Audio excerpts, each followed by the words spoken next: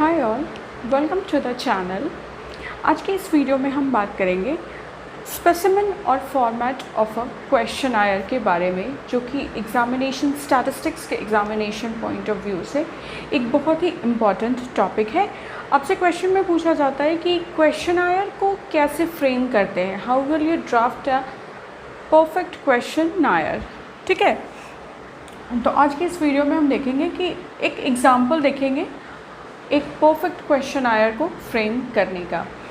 आपसे इस तरीके से क्वेश्चन पूछा जा सकता है कि एजुकेशन मिनिस्ट्री के द्वारा एक सर्वे चल रही है जिसमें level of education of unmarried girls के बारे में इन्वेस्टिगेट किया जा रहा है। स्टैटिस्टिकल इंक्वायरी चल रही है कि हमारे कंट्री में जो अनमैरिड गर्ल्स हैं उनकी एजुकेशन लेवल, स्टेटस, इंटरेस्ट क्या है, कितनी पढ़ाई करी है उन्होंने, किस एज से वो स्कूल जाना उन्होंने शुरू किया है, या आगे वो पढ़ना चाहती हैं या नहीं पढ़ना चाहती हैं, and all that education expenses and all that stuffs. इस तरीके से एक इंक्वायरी चल रही है ताकि एजुकेशन स्टेटस बेसिकली पता चल सके। And these datas are collected through primary source, primary data. ये सेकेंडरी डेटा के फॉर्म में नहीं है।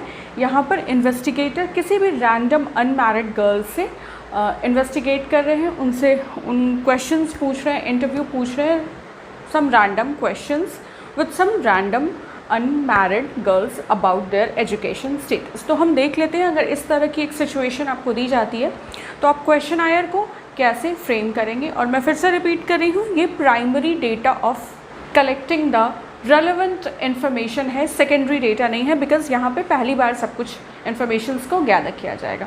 तो देखते हैं हम स्पेसिमेन को।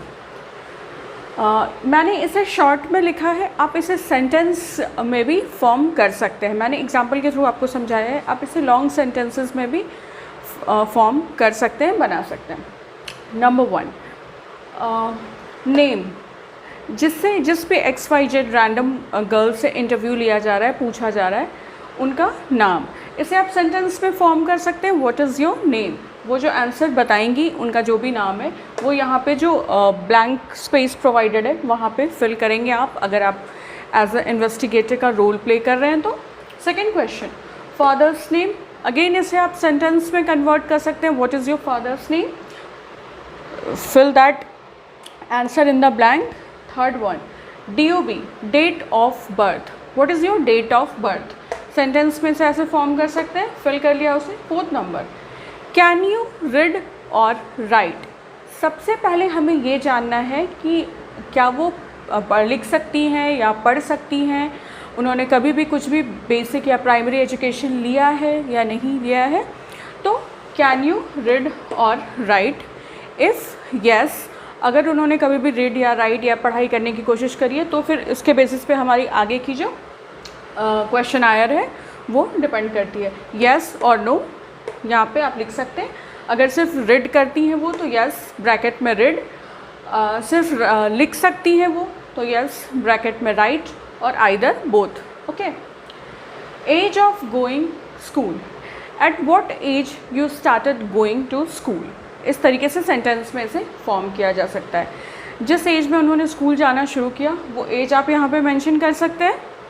ये जस्ट एक फॉर्मेट है, बट आपको वहाँ पे क्लियरली स्पेसिफाई करके दिखाना। इमेजिनरी फिगर्स भी आप यहाँ पे डाल सकते हैं, नाम में XYZ, फादर्स नेम में कुछ भी, डेट ऑफ बर्थ में कुछ भी रैंडम डाल सकते हैं। ये सारी चीज़ें भी अपने दिमाग से आप कुछ भी यूज़ करके इमेजिनरी फिगर्स डाल सकते हैं।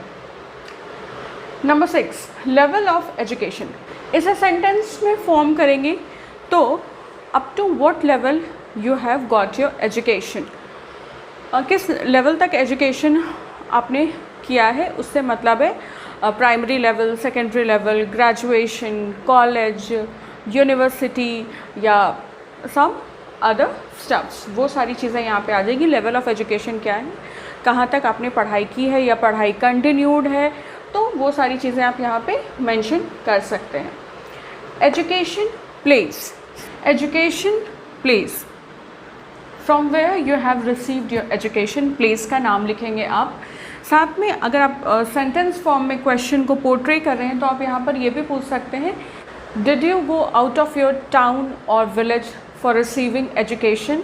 If yes, where you have stayed, hostels, PG, relatives, सबसे पहले तो क्वेश्चन ये हो जाता है कि आपने कहाँ पढ़ाई करी है। देन आप पूछ सकते हैं कि क्या कभी आप गांव से या शहर से कहीं बाहर गई हैं, मतलब अपने गांव या शहर जो उनका बर्थ प्लेस है वहाँ से आप बाहर गई हैं, कभी आपने मूव ऑन किया है पढ़ाई करने के लिए। इफ़ यस, अगर हाँ में जवाब आता है तो आप वहाँ पर कहाँ रहती थी, कहाँ स्टे करती थी, हॉस्टल्स में, मतलब कॉलेज हॉस्टल्स जो होते हैं, पीजीज़ होते हैं, या किसी रिलेटिव के घर या कोई और अकोमोडेशन था, उस टाइप से क्वेश्चंस को आप फ्रेम कर सकें जो क्वाइट नेचुरल लगता है, इमेजिनरी क्वेश्चंस भी। Now coming to the next point, do you ever discontinued your education? क्या कभी भी ऐसा हुआ है कि आपकी पढ़ाई बीच में रुक गई हो या आपने रोका हो पढ़ाई, फिर से पढ़ाई को शुरू किया हो?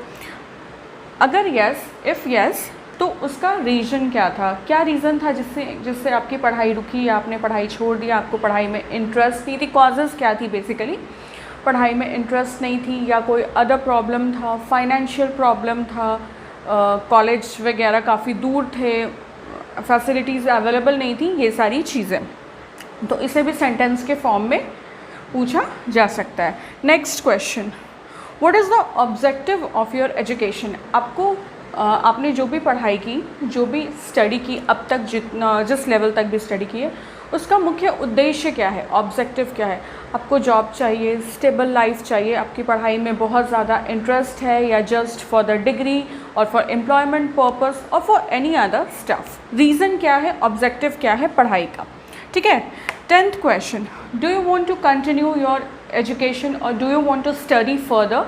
क्या आप आगे फ्यूचर में पढ़ाई करना चाहती हैं? अगर यस, इफ़ यस, तो किस तरह की पढ़ाई आप करना चाहती हैं? कोई स्पेशलाइज्ड कोर्स करना चाहती हैं, कोई वोकेशनल कोर्स करना चाहती हैं, या कोई जनरल नॉर्मली डिग्री वाली, ऑनर्स वाली कोर्स करना चाहती हैं? ये हो गया 10th क्वेश्चन।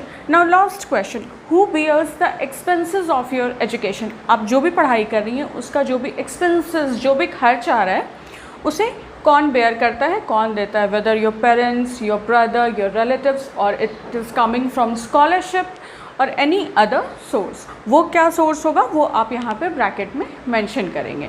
तो दैट्स ऑल अबाउट क्वेश्चन आयर, जिसमें मैंने एक बहुत ही सिंपल क्वेश्चन आयर को फ्रेम करके आपको समझाया।